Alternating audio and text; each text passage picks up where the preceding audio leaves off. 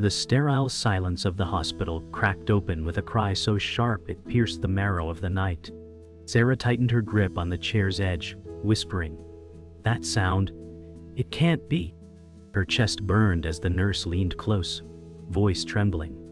"Miss Sarah Johnson, this child, she carries your name." The words splintered her mind, leaving her staring at the bundle that shouldn't exist. David stormed through the doorway, eyes wide with disbelief, muttering, "No, this isn't real." His heart pounded against the truth no denial could stop. The baby's cry rose louder, anchoring itself in the air as if to insist on its place in the world. The nurse held the tiny figure closer, her whisper turning into a weight. "She belongs to you." Sarah shook her head, voice breaking. "No, there's been a mistake." Yet, deep inside, her soul recognized what her lips denied. The nightmare was alive, and it had her eyes.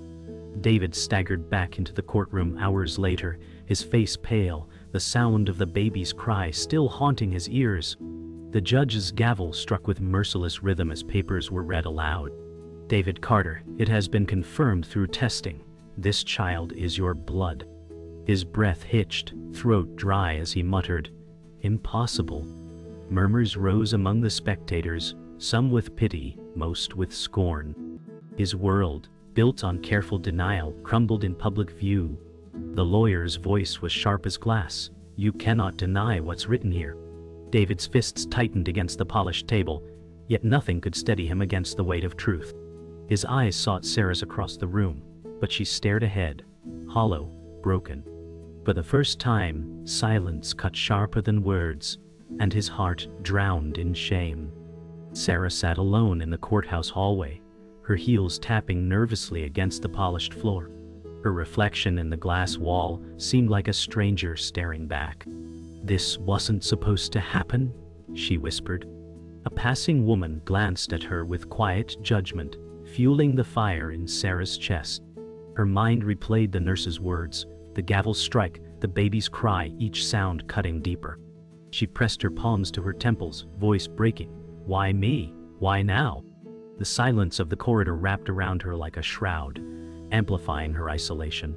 In her heart, denial clashed with a truth she could not escape. Her life had been stolen in a single night, and nothing would ever return to what it once was. The whispers began before Sarah left the building. Two women stood near the doors, their voices sharp with cruelty. "That's her," one hissed, the woman tied to the scandal. Sarah's legs stiffened, her hands tightening around her purse. Every glance felt like a dagger, slicing into wounds she could not hide. A man passed, shaking his head, muttering, "Shameful." Each word echoed like a hammer, her chest tightening with every step. She whispered to herself, "They don't know me. They don't know." Yet she knew their voices would follow her home, to every corner of her life. The world had shifted, and the shadows of judgment grew longer with every breath she took. Night fell heavy as Sarah collapsed into her apartment's worn armchair. The city lights blinked outside her window, mocking her with their indifference. She stared at her reflection in the glass, a woman she barely recognized. "No," she whispered, "this isn't my life." Her breath hitched as tears streaked down her cheeks. The baby's cry echoed in her mind, cruel and relentless, dragging her deeper into despair. David's denial, the judge's words, the whispers of strangers all twisted into a storm inside her. She clutched her stomach, rocking slightly, as though bracing against a blow. Her voice trembled into the silence. "It can't be true. It can't." Yet in the depth of her eyes she already knew. Truth had claimed her, and there was no turning back. Sarah sat at the edge of her bed, the city morning seeping through half-drawn curtains, painting her room in dull gray. Her hands trembled as she whispered, "Why does it feel like I've been split open?" She pressed her palms to her face, but the pressure could not keep the tears from escaping. The echo of the baby's cry clung to her chest, dragging memories of nights she had buried long ago. She thought of her father's absence, the silence that had shaped her, the lies that had taught her to never trust. "I can't carry this," she murmured, shaking her head. Yet, Even as she whispered denial, a warmth grew in her gut, uninvited, terrifying, undeniable. She felt as though the child had ripped open wounds she swore would never see light, and in that wound was both agony and a strange kind of pull she could not resist. The mirror offered no mercy as Sarah stood before it, hair unkempt, eyes swollen from hours of weeping. "This isn't me," she whispered, her voice hollow. Her reflection stared back, cruel and detached, showing the scars she had long ignored. The baby's image pressed against her mind, small and fragile, yet unyielding, demanding her attention. She remembered the nurse's whisper, the way the words clung like chains. Shame burned through her veins, hotter than any wound, twisting with the old ache of abandonment. She slammed her palm against the sink, water splashing over porcelain as her voice cracked. Why would life do this to me now? The silence of the room offered no answer, only the sound of her ragged breath, and the mirror's cold truth staring back, reminding her that the woman she thought she was had already been destroyed. In the hospital's nursery, Sarah stood frozen by the glass, her breath fogging the pain. Inside, the baby lay in a small crib, wrapped tightly in a white blanket. "She looks so fragile," Sarah whispered, voice trembling. She pressed her fingertips to the glass, a pull inside her chest she could neither deny nor explain. The nurse's voice echoed in memory, but louder still was the silence of her own childhood, the gaping hole left by promises never kept. Her heart battled between running and reaching, between fleeing the truth and touching it. A part of her wanted to scream, to turn away, to let the child vanish into someone else's arms. But another part of her, raw and broken, whispered back, "Don't let her go." That whisper terrified her more than the judgment outside those walls. David's voice was colder than winter air as he stood by the window, his back to Sarah. "Don't think this changes anything," he muttered. His shoulders were tense, fists pressed into his pockets as if holding his anger inside. Sarah's lips quivered, her voice breaking. "She's innocent. She didn't ask for this." David turned, his eyes sharp with scorn, his jaw tight. "Innocent or not, she isn't my problem." His words cut like glass, slicing through the fragile thread Sarah tried to hold on to. The silence after was unbearable, pressing down like a weight she couldn't lift. She whispered, more to herself than him, "If not yours, then whose?"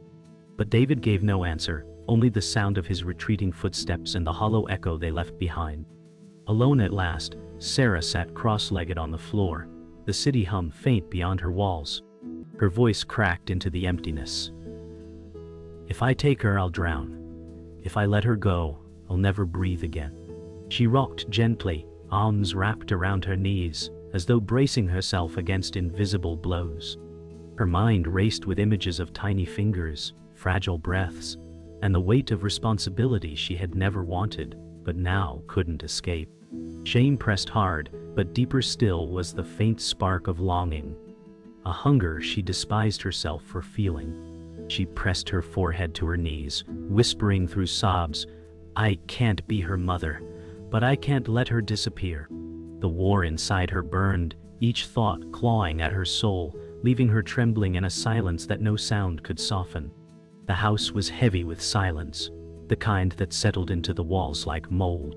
Margaret Johnson stood in the middle of the living room, arms folded, lips pressed thin as stone. "You cannot bring that child into this house," she declared, her voice sharp enough to slice the air. Sarah's body stiffened, her breath shaky as she whispered, "She's mine whether you want her or not." Her mother's eyes flared, lined with years of bitterness, the shame she carried spilling into her glare. "Do you know what people will say? Do you know what this means for us?" Sarah's throat tightened, heat rising in her chest until the words spilled like acid. "You ruined me long before this, when you chose silence instead of love." Margaret's face cracked for a moment, then hardened again, her body turning away as though Sarah had cursed her. The space between them filled with unsaid history, the weight of old betrayals louder than their words. Sarah realized then that her family was not her refuge, but another battlefield she was bound to lose. David's office was suffocating with the smell of stale coffee and ink, blinds pulled tight against the afternoon sun. He sat hunched in his chair, shoulders sagging, his gaze fixed on the floor. Sarah leaned against the doorframe, her voice fragile. "I need you to stand with me." His jaw tightened, but he didn't look up. "I never asked for this," he muttered, bitterness dripping from every word. Her chest tightened, pulse racing as she whispered back, "Neither did I." He finally raised his eyes, but they were hollow, drained of warmth. "Then don't make it mine." Sarah stepped forward, voice breaking into anger. "She is yours whether you like it or not." His fists clenched on the desk, knuckles white, but his silence hit harder than any words. The air between them grew colder, heavy with contempt and distance. Sarah's body trembled as she realized that the man who once held her close had already abandoned both her and the child they never asked for, but could no longer ignore. The government office reeked of disinfectant, papers stacked in towers of indifference. Sarah sat across from the caseworker, her palms damp against the metal desk. "You have options," the woman said evenly, her pen tapping against the file. Sarah's breath caught, her voice trembling. "You mean giving her away?" The caseworker nodded, her glasses catching the sterile fluorescent light. "Some people call it mercy," she said softly, though her eyes stayed detached. Sarah's stomach twisted as though her body itself rejected the thought. "Mercy for who?" she snapped bitterly. "For me? For her? Or for a world that doesn't want us?" Vapors blurred before her, words like poison seeping into her skin. Her hand hovered over the pen, then pulled back, trembling. She shoved the file away, shaking her head fiercely. "I won't sign this," she whispered, breath ragged. The caseworker's expression didn't change, but her silence was heavier than judgment. Sarah left the office knowing she had closed a door she could never reopen, and terror and defiance churned together inside her. The courthouse steps felt endless beneath Sarah's feet, her every step echoing against the gray stone. The whispers began instantly, sharp as knives. A woman in a navy suit leaned toward her friend, sneering, "She should be ashamed." Another voice followed, dripping with scorn, dragging a child into scandal. Sarah's cheeks burned, her breath uneven, the strap of her purse cutting into her shoulder, as if punishing her. She whispered desperately, "Keep walking," though her legs shook beneath her. A man in a dark suit lingered at the edge of the crowd, his sneer unmistakable, his eyes following her like a brand. Nearby, a small boy tugged his mother's sleeve, pointing and laughing, his innocent cruelty stabbing sharper than the rest. Sarah felt the walls of judgment closing in, her chest so tight she thought she might collapse. Every glance, every whisper was a dagger cutting her deeper, and she realized she could not escape their scorn, even with her head held high. Night swallowed Sarah's apartment, the hum of the city outside muffled by heavy curtains. She sat on the floor near the window, arms wrapped tight around her knees, her body rocking slowly. "Every path is broken," she whispered, her voice raw. She imagined the child in her arms, tiny fingers curling around her own, and the image both filled her with longing and crushed her with dread. If she chose to keep the baby, she saw herself drowning in poverty, shame, and loneliness. If she gave her away, she saw only emptiness, a hole that would never close. Tears blurred the city lights beyond the glass, turning them into cruel stars mocking her despair. She pressed her palms against her skull, her body shaking as if her mind itself was trying to split apart. "I can't do this," she sobbed, then gasped as the words slipped out. "But I can't let her go." The silence that followed was thick, suffocating, as though the world itself refused to offer her even the mercy of an answer. The night was thick with silence as Sarah paced her apartment, her hands trembling against the walls. Something gnawed at her, a detail in the nurse's words replaying like a broken record. She whispered, "Why my name? Why her name?"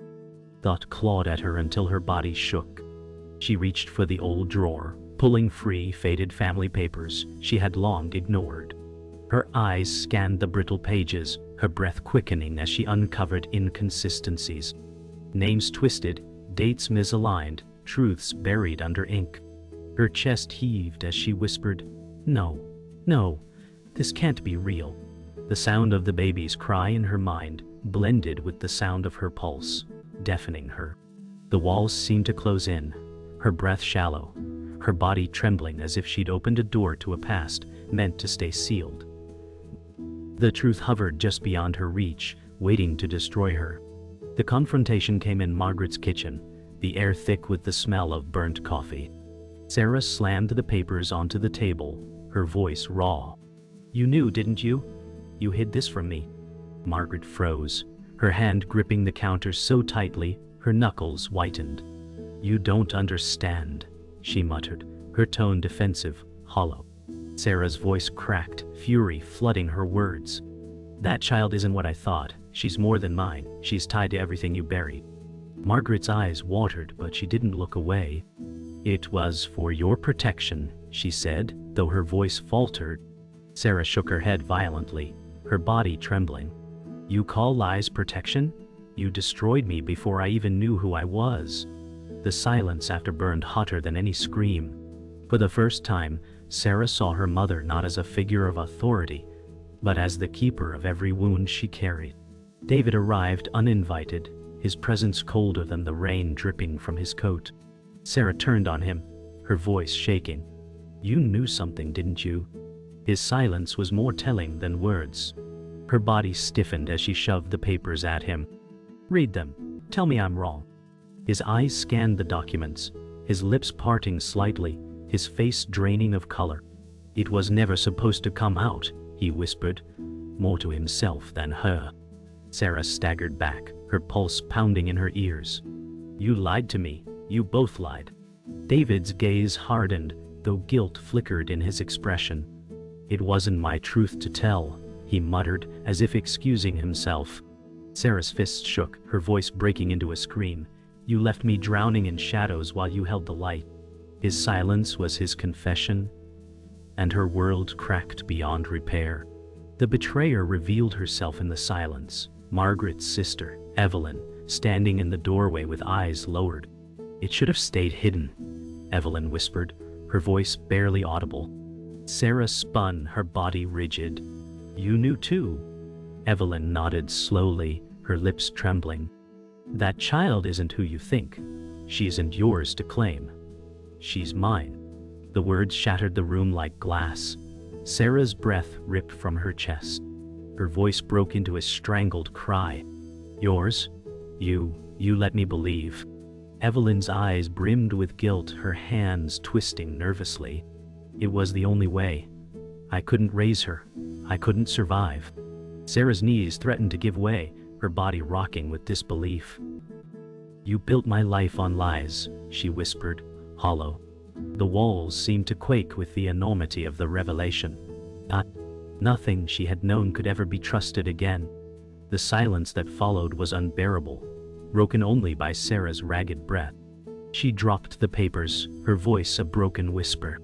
"All this time, I was nothing but your shield."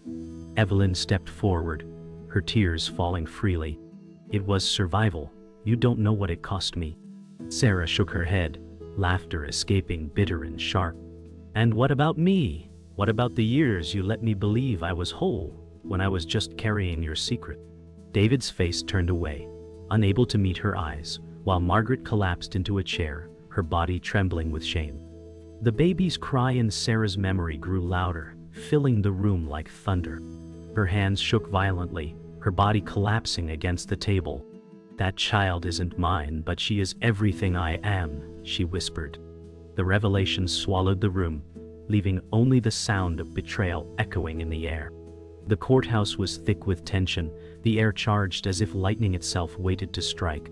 Sarah stood at the center, her hands gripping the table so tightly her knuckles burned white. Across from her, Evelyn stared down, guilt in her eyes, yet lips sealed. David leaned back, jaw rigid, refusing to meet anyone's gaze. Margaret clutched her rosary, her whispers like broken glass. The judge's voice boomed, demanding clarity, but the room drowned in emotion. Sarah's breath came ragged, her voice rising above the silence. "Enough! You've all spoken lies, but not one of you has spoken for her."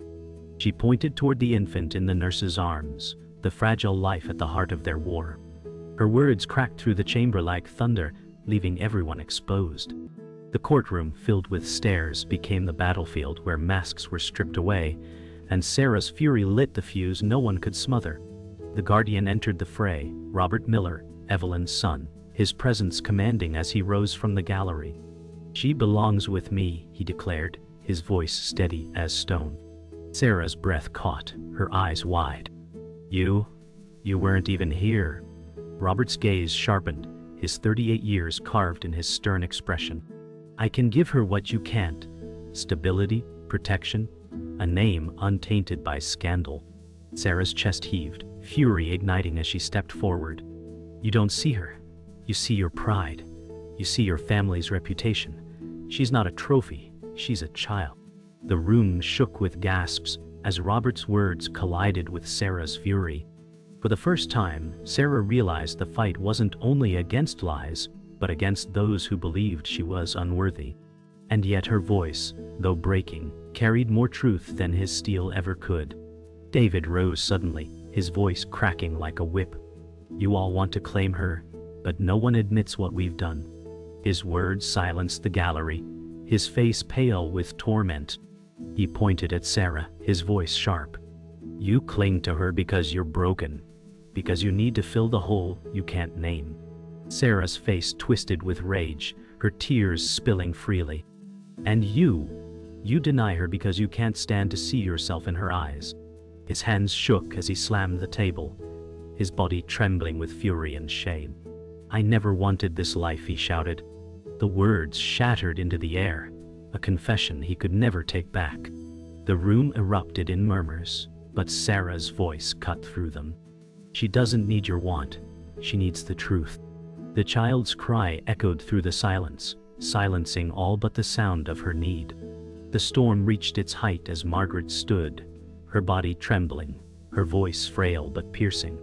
"Enough. She is not yours, Sarah. She never was." The words silenced the room, each syllable slicing through the air. Sarah staggered back, her body weak, her heart hammering like a drum. "You lied to me, all of you," she whispered, her voice hollow. Margaret's tears spilled freely, but her face hardened with grim resolve. "I did what I thought would save you, but maybe I only damned us all." The gallery murmured, their judgment pressing like a noose. Sarah's fists trembled at her sides, her lips trembling. "You damned me the moment you chose silence." For the first time, the facade shattered fully, the family exposed as a web of betrayal and shame.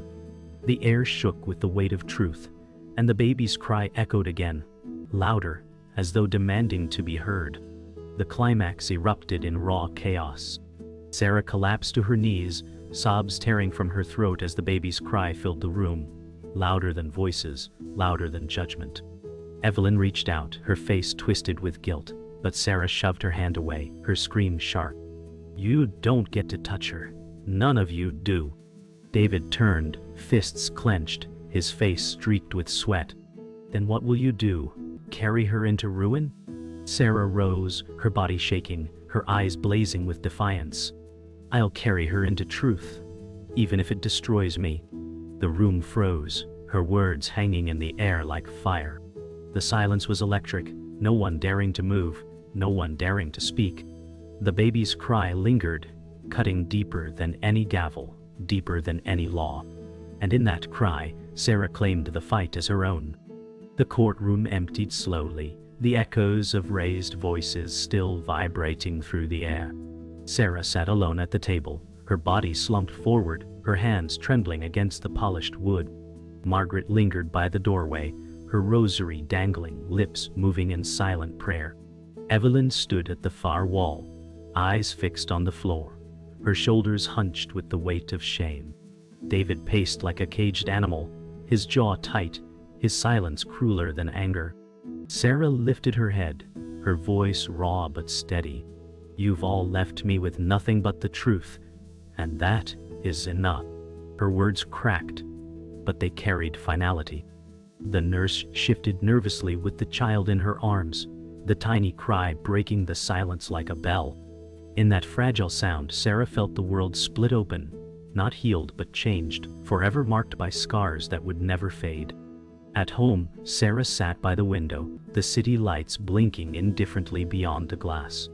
Her reflection stared back, hollow but alive. She whispered, "I am not who I was." The words tasted foreign, yet they grounded her. The apartment was quiet, except for the faint hum of traffic below. Her hands rested on her lap, trembling but steadying with each breath. Memories of betrayal swirled, but beneath them, a fragile thread of resolve began to weave. She thought of the baby's fragile face, the way innocence had pierced through the lies. Her voice cracked as she added, "I will not let her be erased." The silence pressed heavy, but it no longer crushed. For the first time since the nightmare began, Sarah felt a fragile strength pushing against the grief, whispering that survival, though costly, was possible. In the nursery, the baby slept soundly, her tiny breaths filling the silence. Sarah leaned against the crib, her fingers brushing the wooden edge. Tears welled in her eyes, but her lips curled into a trembling half-smile.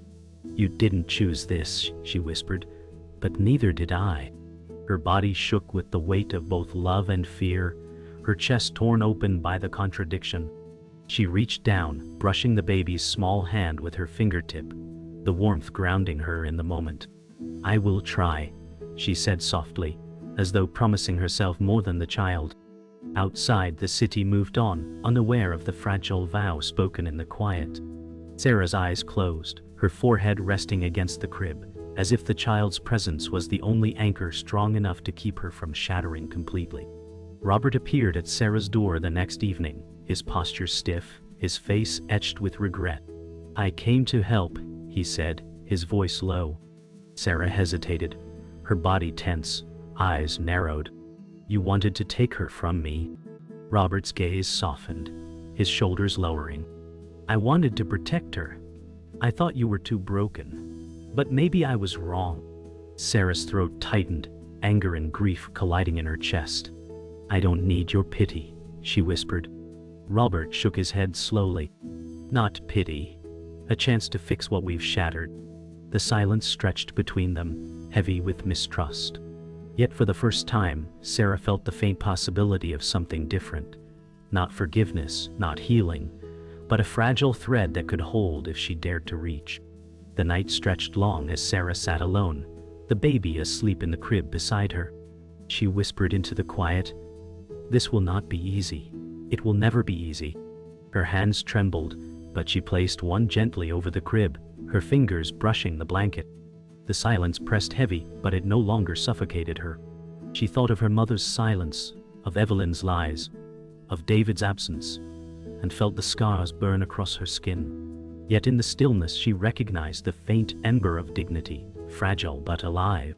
She whispered again, firmer this time, "You will know who I am." The baby stirred, a soft whimper escaping, and Sarah's lips curled into the faintest smile. For the first time, she did not feel broken beyond repair.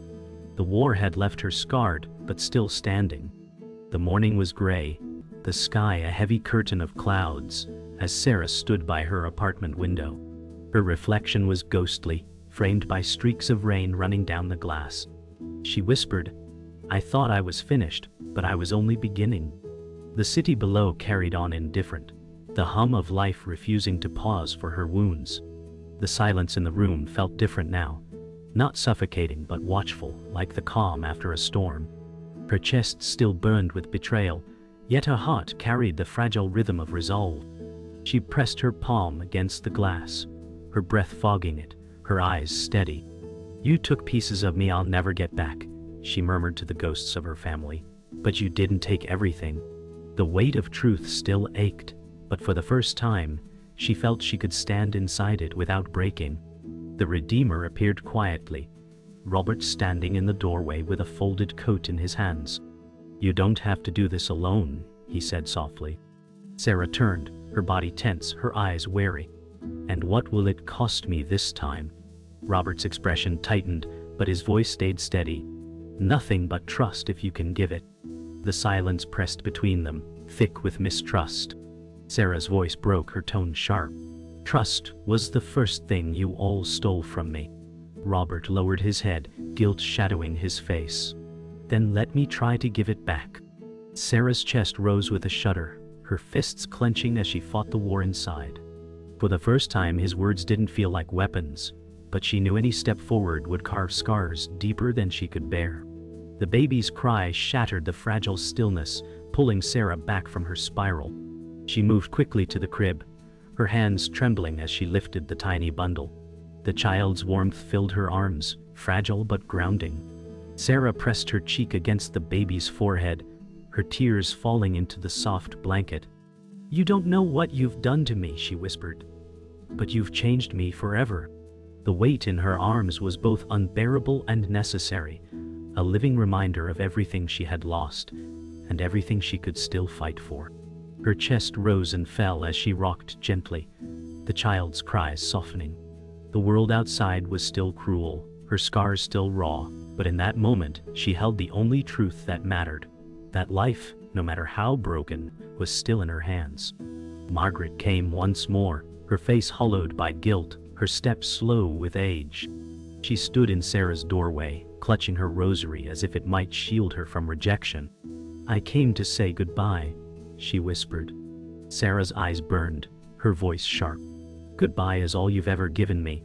Margaret's lips quivered, her gaze fixed on the floor. "I tried to protect you," she muttered, her voice broken. Sarah stepped forward, her body trembling with rage and grief. "You protected yourself. You sacrificed me for silence." The old woman's shoulders slumped, her tears falling onto the beads in her hands. The air between them swelled with unspoken history, heavy with love twisted into wounds. Sarah's chest heaved, but she turned away, her voice flat. "I can't carry your sins anymore." Margaret's sob was the last sound as the door closed. The night ended in silence, broken only by the hum of the city below. Sarah sat in the armchair, the baby asleep against her chest, her body exhausted but unyielding. She whispered into the darkness, her voice steady yet fragile. "I never wanted to be a mother, until she called me Mama." The words lingered in the air like a vow, heavy with truth, impossible to erase. Her eyes closed, her tears soaking into the baby's blanket, her arms wrapped tighter as if the world might try to steal her again. Outside, the city's pulse carried on, indifferent to her whispered confession. Inside, the silence thickened, but it no longer felt empty. It felt claimed, occupied by something fragile yet unbreakable. The night swallowed her vow whole, but the echo remained, etched into her scars, into her soul, into the life she could not walk away from.